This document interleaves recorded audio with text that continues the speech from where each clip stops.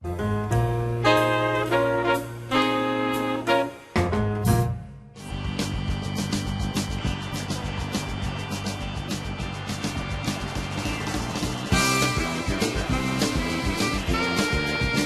morning, everyone.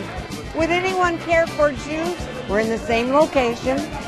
Been here since 1923, and we practically have the same menu that they started with. We're not fast food. You get a good, decent meal. Our omelets are really wonderful. We have great pancakes and waffles. Breakfast is our big number, but we do good lunches too. The Milk Duds factory used to be in this area. Mr. Mitchell wanted to give candy to the women and children, so naturally it turned into Milk Duds. Mr. Lou Mitchell left us, and the Milk Dud factory moved to Hersey, Pennsylvania. So now we do it in both their honors. All right. I've worked here for 20 years, and I've loved every minute of it. It's really the mix. To me, the main thing is to be nice and courteous to all types, because we like them all, and our people like that. Bye, Maury. See you tomorrow. So, Frank, you love the no muss, no fuss attitude at Lou Mitchell's. Tell us why you chose it. Well, for over 20 years, it's just a very nice, dependable, reliable breakfast restaurant. They also serve lunch. It's a bit old-fashioned, everything from the black speckled floors to the plastic tablecloths and even the plastic ferns. Lou Mitchell is, originally when he was alive, would greet the ladies at the door with a pinch on the cheek and give them Milk Duds. So I just think it's a very comfortable place. The food is fantastic. The eggs are double yolked eggs, which, you know, as you go through the menu, you realize it's really going to be a cholesterol fix for the day. The food is wonderful. The corned beef hash, the waffles, the pancakes, all more than you need. Very, very nice bakery area. The juice is fresh, and it's reliable. Now, Elizabeth, you're a violinist in a rock star band by night, so come morning, I'm sure you're ready for a good breakfast. Yeah. Did Lou Mitchell's meet your expectation? I didn't love Lou Mitchell's as well. It has such a huge reputation to live up to. It's been around for years and years, and people line up. And by food, it's not something I wasn't in love. I think everything I had was really good and was fine, but for the wait and for the prices are kind of steep for breakfast food, it didn't necessarily do it for me.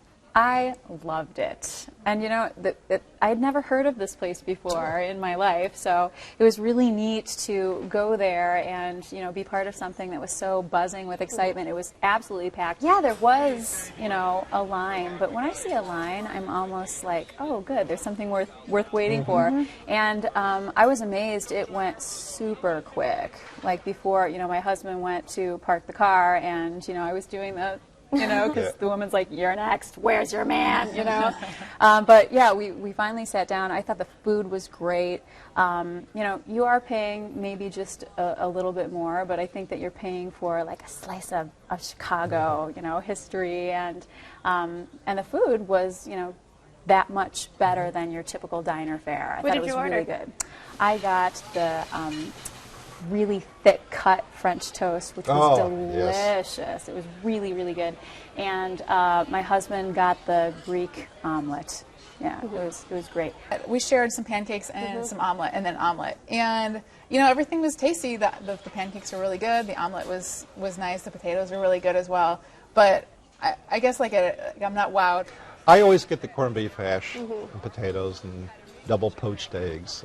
And it's been a favorite of mine, and they do it very, very well. My son always gets either the waffle or the pancakes, and my friend usually gets the Belgian waffle. What do you think of the atmosphere? It's definitely not a place for a major tete-a-tete, soul-searching conversation because there's a lot of activity going on. They have like row seating, basically, kind of a communal type thing. Which was only slightly bizarre because you are seated on, opposite whomever you're with, and then you have, random strangers next to you, and they're like reaching over for the syrup, and one's reaching over for the cream, which is fine, like one big happy family. Elizabeth, what do you think of the service? I was surprised that we weren't as rushed through as I thought we would be, because we didn't. The wait looked to be long, and then we got in pretty quick. But then when we sat down, we didn't feel rushed at all. We had quite a bit of time to enjoy ourselves, and we weren't pressured to, with such a small dining room with a lot of people in line. I thought we would really be pressured to get out of there, but it wasn't. So that was nice to be able to take our time and enjoy the breakfast. I like the waitresses, the kind of the old school, what do you want type attitude, balancing plates everywhere. And you're right about the wait. It appeared that we got through in about 5 or 10 minutes. It's one of the few places I will stand in line for a restaurant. And they got these donut holes that are just... The donut holes are incredible. Yeah, nice, we joked about, they pass them out for free when you're in line, and we joked about just like staying in line to get the free donut holes and heading out. Leave, yeah. Yeah.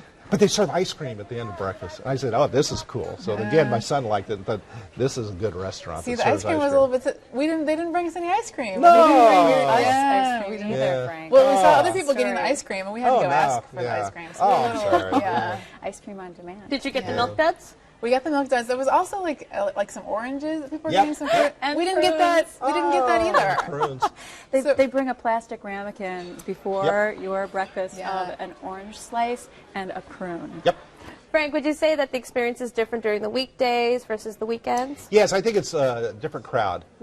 Typically, we'll go on a Sunday morning on the way out of town, and it'll be the local residents or people just dropping in for lunch or just before going to church. During the week, it's more of a business. Well, they open up very early, I should say. So if you go there at 5, 6 o'clock in the morning, you're catching the truck drivers. This is the beginning of the old Route 66, so there's a lot of traffic that goes through the area. You just never know who you're going to see or have sit next to you, just depending on when you go. All right. Well, Frank, Lou Mitchell's was your selection. Give us a summary. I just can't imagine leaving Chicago for after a weekend visit without stopping off at Lou Mitchell's. All right. Elizabeth? I thought it was a great breakfast food, but I'm not sure that it lived up to the hype and the wait for me. All right. Diana?